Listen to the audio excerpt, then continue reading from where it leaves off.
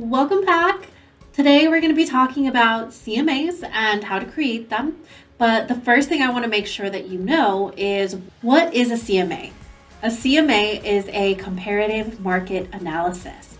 And what it helps you to do is find comparable properties to your subject property and identify what a fair market price is for properties in that area. So let's go ahead and create our own CMA today.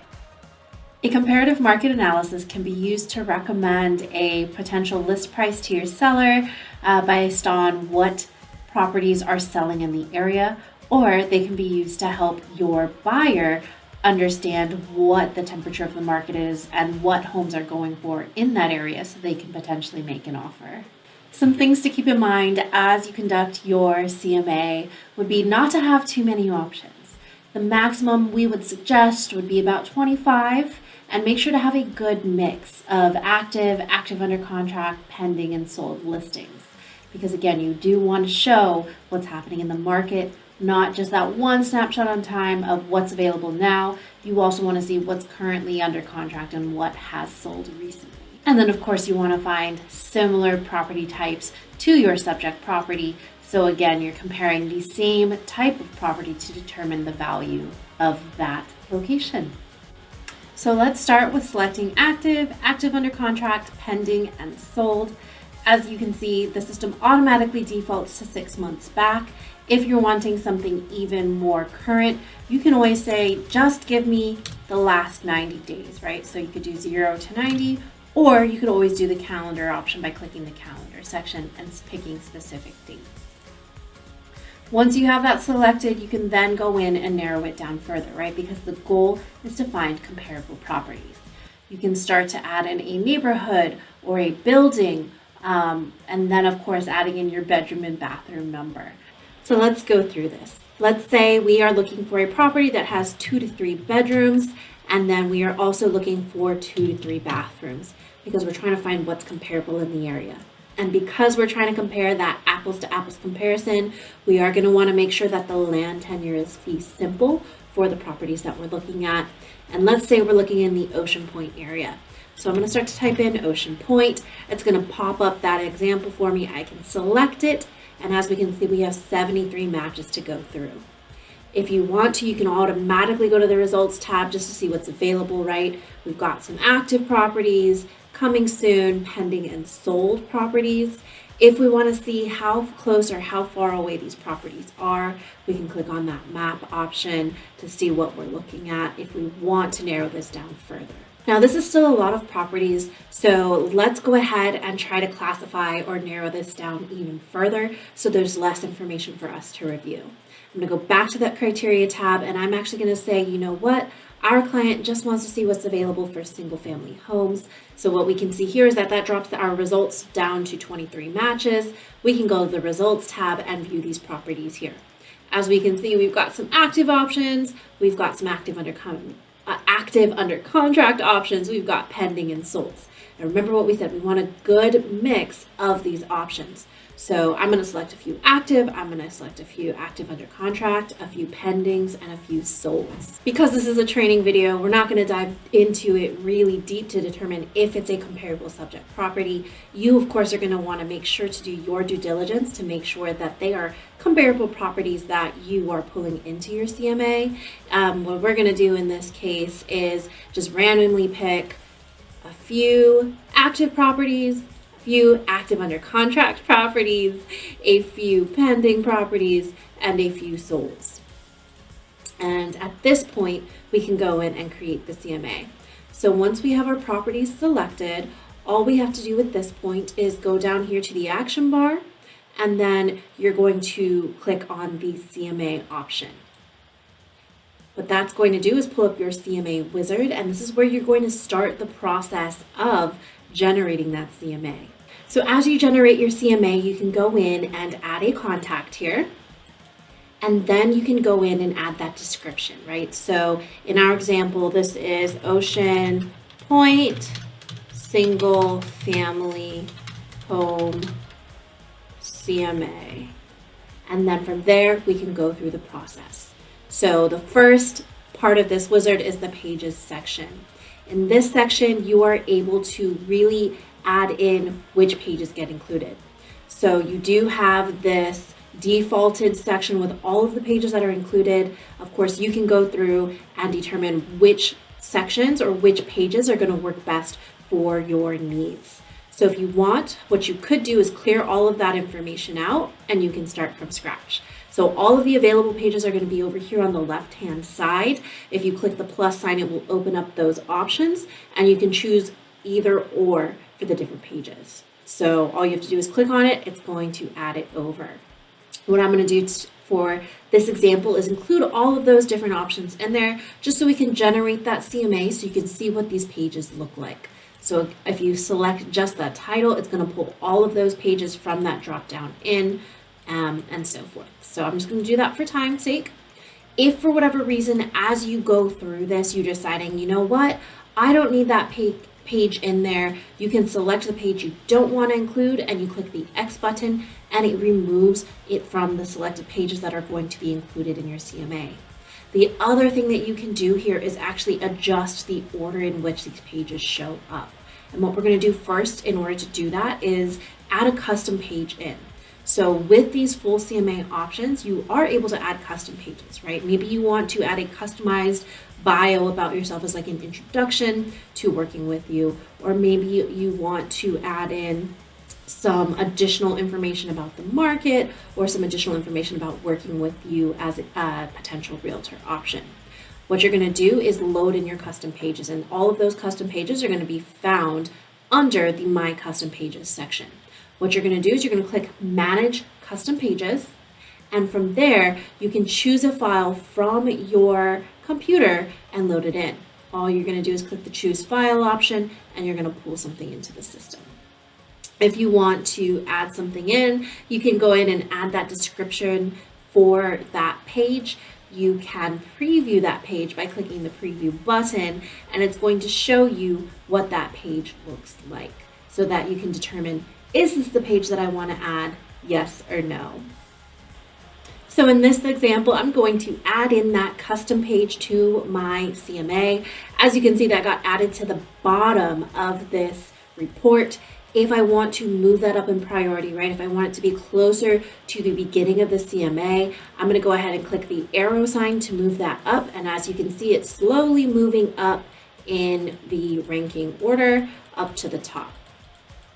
So in this example, I have my cover sheet, and then I have information about how to use the One Home platform if I'm deciding to send auto emails, right? So maybe in this example, that should be at the end, because then I can say, I'm going to also start sending you properties to review if you would like.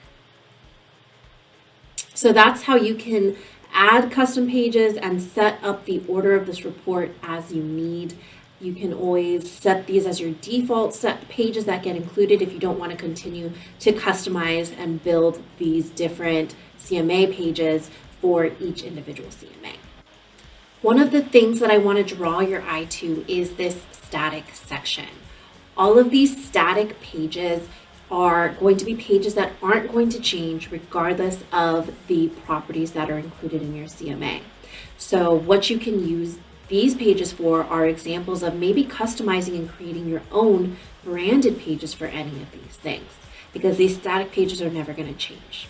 Okay, all of these other sections up here, the map, comparables, subject and adjustments, etc., those are all going to change depending on the properties that you've selected for your CMA. So again, I would highly recommend going through these and maybe customizing these to fit your style and your brand. The next section here is the subject section, and this is where you're going to add in your subject property. So you have a few options here, right? You can type in the subject property fields manually. If you click that, what that's going to allow you to do is add in all this information. This might be something that you need to do if it's never been listed in the MLS before. The other option you have here is to fill from a search, right? Where you can either enter that MLS number if there's one currently in the system, or you can always search if you haven't found it already by clicking search for a residential listing, and then you can go in, search the MLS for that property, and then adding it in. right? So that's how we can pull the information, and then we can go in and compare it to our subject property. So for this example, let's go ahead and pull this property in as our comparable subject property. Let's go ahead and select it and fill from selected. What that's going to do is pull all that information in from the MLS. As you can see, that first photo is there, in addition to all of the subject details and the remarks from this listing that I can include. If I ever wanted to change this picture, right? Maybe I don't like the photo that's being used. I could always either find another picture, go and take the picture myself, and upload that to my computer and use that as the photo that's going to be included in this CMA for this subject property. The other thing that I can do as the realtor is scroll down to the custom fields section, and I can set in additional fields that might change the value, right? So maybe those PV panels might change the value, and I want to pull that information in, right? I can actually link to a matrix field and adjust the value accordingly if I think that any of these things matter. So in this example, I've selected PV panels and thrown that in there. The next section that we're going to talk about is the cover section. So this is where you're able to customize the cover of how this is going to look for your client. So again, we've got that photo there. We have my agent information that I loaded in earlier when I set up my branding. I can always edit this information or override this information for this specific CMA if needed. And then of course I can come in here and add in the contact information for my client.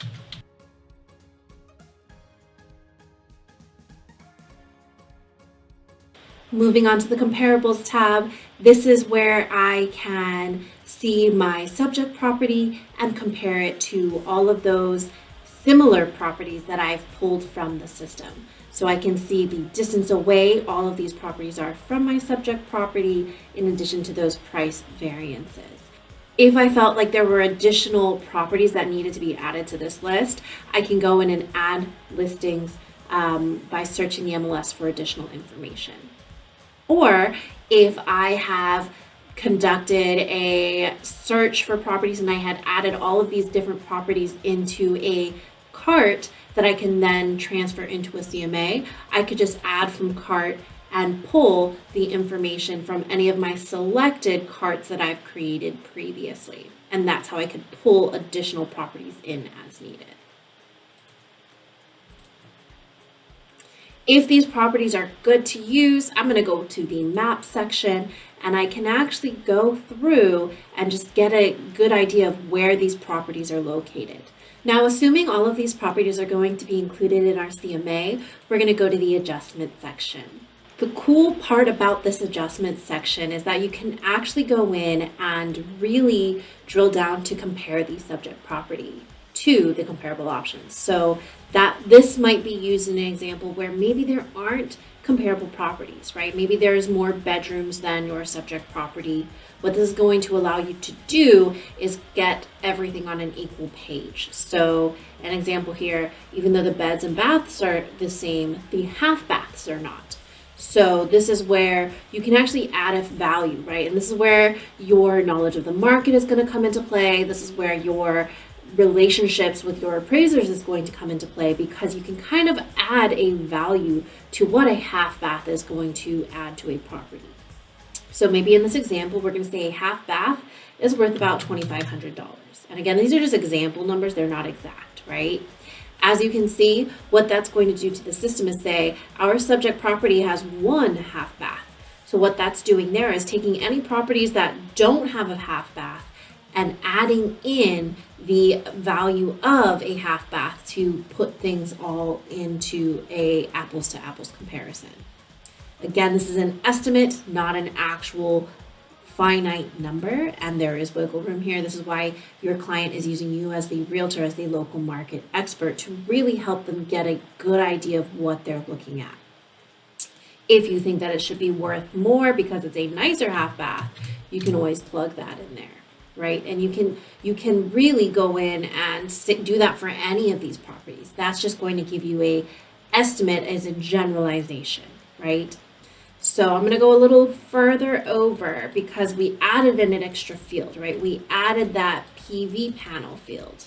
So let's say that our client's property, and I'm gonna go back to our subject property. We're going to say our client's subject property has 2 PV panels when we did our research. I'm going to go back to the adjustments section so that we can go in and really update this information. So as you can see here, our subject property has 2 PV panels. Again, we're going to say each PV panel is worth about $2,500, right? And then at this point, what we're going to need to do is go in and list how many PV panels each property has. And as you can see, it's changing the number for each of these properties that have or don't have PV panels. Okay, so in doing that, you're going to see the price of what the actual property is listed at, and then you're going to see the adjusted price of what that property would be listed at if all things were the same, apples to apples comparison when it comes to having the same number of PV panels, when it comes to having the same number of bedrooms, bathrooms, etc. So those are things that you can account for to really give an idea of what's the low, median, average, and high of the comparable properties that you've selected. Next up is the pricing tab. So I'm going to click on that pricing section, and what that's going to pull up for us is that comparable summary where it's going to allow us to add in if we don't agree with those list prices or those suggested options, we can go in and add what we think would be a better price range to include in there and any additional information that we want to add as additional comments. Once that's done, we're going to go ahead and click that finish button, and that's going to generate the CMA for us where we can then choose to email it or view it as a PDF file.